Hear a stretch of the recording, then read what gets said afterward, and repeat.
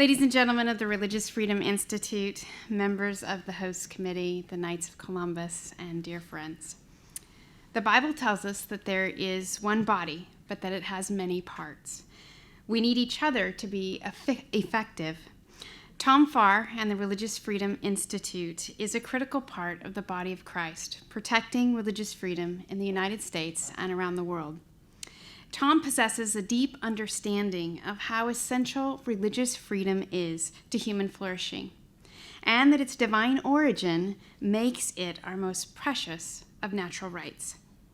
What's more, he is a remarkably adept communicator, communicating the importance of religious freedom, free exercise, to audiences across the spectrum, those who are friendly and those who may not be so friendly, with a voice that is both powerful and always exceedingly calm. Indeed, Tom does all of this with sophistication and a humility that is truly inspiring. That's why I'm so thankful that Tom has graciously and generally given of his time to serve on the ADF International Advisory Council, and they have benefited time and again from his counsel. But we also at ADF have regularly relied on the Religious Freedom Institute's empirical, fact-based research that we can use. We cite to courts and we cite to lawmakers. Our experts are able to rely on it as our public policy people. And we have relied on them to educate and to persuade key societal and government sectors, not just in the United States, but around the world. And I'm especially energized by the First Freedom curriculum that is coming online and the Virtues Project, and as well the Medical Conscience Rights Project, which is designed to ensure that healthcare providers in every state have the right to live consistent with their convictions and their medical judgment. I hold Tom in the highest regard, and we have no better friend than the Religious Freedom Institute. We're so grateful for their work. And yet tonight, we come together to honor another fierce defender of religious freedom. It is truly a profound honor and a personal pleasure to present the Religious Freedom Institute Defender of Religious Freedom Award to Carl Anderson. As most of you know, Carl retired this summer after 21 years as the 13th Supreme Knight of the Knights of Columbus. 2 decades that saw the Knights' membership increase by nearly 400,000. Charitable contributions increased by more than 60%, and the expansion of the Knights' presence and influence internationally into Europe and mainland Asia. Today, certainly due to God's grace, but also due to Carl's leadership, energy, and example, the Knights of Columbus are the largest Catholic fraternal organization in the world, and one that superbly illustrates the truth on which the Church stands to a world that is fast forgetting what real charity, what faith in action looks like. Carl's work is well documented, but a few numbers tell a wonderful story. Last year alone, Carl led the Knights to volunteer more than 47 million hours and donate more than $150 million, rescuing endangered lives, rebuilding churches, ministering to the hurting and homeless souls around the world. And since the start of the pandemic, the Knights have donated more than 1 million pounds of food and 250,000 pints of blood, and volunteered 500,000 hours for the Special Olympics and over 100,000 coats for needy kids. Across a crowded lifetime, Carl has worked alongside presidents and popes, served on Vatican boards, colleges, and seminaries, all kinds of campuses, and on the U.S. Commission on Civil Rights. And in the process, he's changed the world. All of us here have remarkable reasons to be thankful for his exemplary service. Personally, as the General Counsel of Alliance Defending Freedom, I am keenly grateful for Carl's unwavering commitment to religious freedom and to his recognition that religious liberty is the cornerstone of a society that promotes human dignity. As a fellow Christian, I am thankful for the extraordinary outreach of charity of the Knights of Columbus that they have extended under his leadership to hurting people of many faiths and of no faith at all.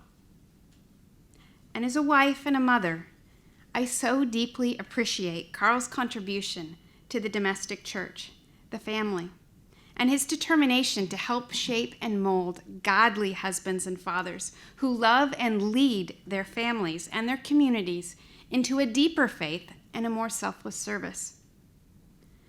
Today, the free exercise of religion, the freedom to speak, to create, to congregate, to debate, all of these rights are derided by forces bent on destroying our Western traditions. And yet, ironically, if they are successful, they will only further enslave themselves and sabotage their own well-being. Religious freedom, the freedom St. John Paul II described as the basis of all other freedoms and inseparably tied to them all, is under attack. Like Nehemiah and those rebuilding the shattered walls of Jerusalem, those who cherish freedom must keep one hand on our legal swords, even as we do the work of the Lord. The great question before us is how to effectively defend our faith and our fellow Christians, even as we work to live out that faith in a winsome way that ministers to hurting souls around us. The answer, of course, is that we stand and we work together as people of different faiths, but a shared and steadfast commitment to freedom and to the principles that for more than a century have inspired the great work of the Knights of Columbus. You know them: charity, unity, fraternity, patriotism. And like the Knights, we take profound inspiration from the example of men like Carl Anderson, who has not only rigorously exercised his faith through remarkable charity, but leaned in to graciously confront opposition, arguing tirelessly for religious freedom as an essential pre-political human right, which follows on the duty of all people to seek the truth about God. That's an argument we must be much more willing to make in these days if religious freedom is to survive, if it's to prove to be a dependable bulwark against government oppression. That means that each of us here must be more thoroughly grounded than ever before in truth. If we don't know the truth, if we don't believe the truth, if we don't live out the truth of God, then we have nothing on which to argue against the lies that are all around us. And we have nothing to offer those whose lives are being consumed and destroyed by deception. Human flourishing depends, and a healthy society requires, that we live in ways consistent with God's truth. Charity divorced from truth can make no lasting difference and becomes, in the words of His Holiness Pope Benedict XVI, merely an empty shell. Good works done in a moral vacuum are hollow and soon blow away. The secret of the success of the Knights of Columbus, particularly under Carl's extraordinary leadership, is that everything they've done has been anchored in truth.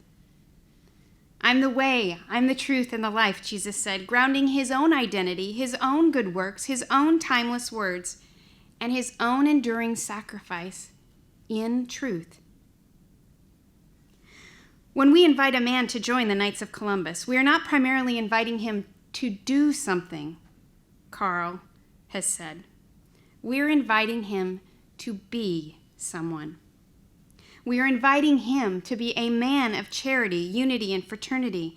But being who we are means that we must act. Indeed, we must. Because people are hurting, and because souls are lost, and because freedom is in grave danger. Not later, but now.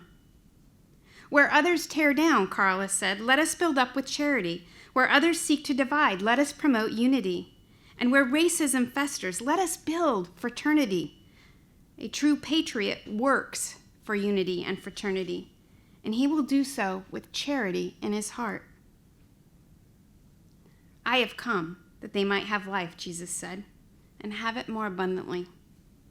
Tonight, we honor a man who has worked, fought, sacrificed, and invested the best of himself, so that countless others of every age, race, and faith can enjoy freedom, can know the truth, can live a more abundant life.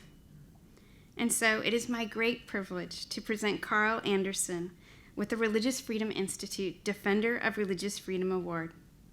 May God richly bless you, sir, and continue the great work that you so nobly began.